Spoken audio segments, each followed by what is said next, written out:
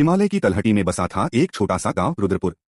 गांव का नाम भले ही शिव के नाम पर था, पर वहां रहने वालों के जीवन में सुख बहुत कम था। पहाड़ों के बीच रहने वाला यह गांव हर साल सूखे, बीमारी और गरीबी से जूझता रहता था। इसी गांव में रहता था एक युवक आनंद। आनंद के पास न धन था न परिवार। माँ बाप बचपन में ही चल बसे थे। जो था वह था एक टूटी सी झोपड़ी, थोड़ी सी खेती और दिल में बसने वाला एक नाम महादेव। गांव के बाहर एक पुराना टूटा फूटा शिव मंदिर था। लोग कहते थे कि यह मंदिर बहुत प्राचीन है, पर अब वहां कोई नहीं जाता था। मूर्ति पर काई जम चुकी थी, छत टपकती थी और चारों ओर सन्नाटा पसरा रहता था। लेकिन आनंद हर सुबह सूरज निकलने से पहले वहीं पहुंच जाता। न उसके पास दूध था न गंगाजल। वह बस पास की नदी से पानी लाता, कुछ बेलपत्र तोड़ता और कांपते हाथों से शिवलिंग पर अर्पित करता। हे महादेव, मुझे कुछ मत दीजिए, बस मेरे गांव को बचा लीजिए। वह यही प्रार्थना रोज करता। समय बीतता गया, सूखा और गहरा हो गया।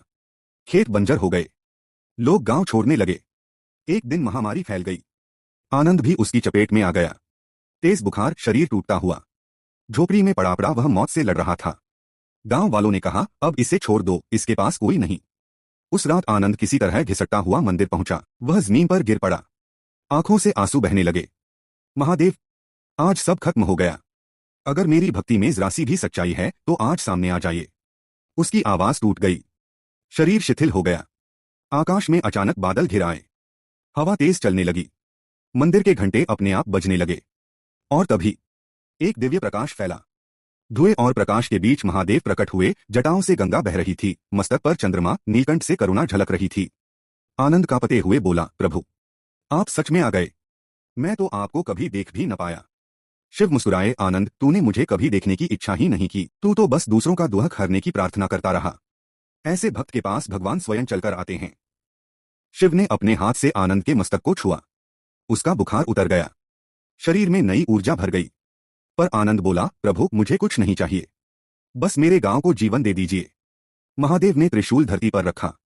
धरती कांप उठी। आकाश से मूसलाधार वर्षा होने लगी। सूखे खेतों में हरियाली फूट पड़ी।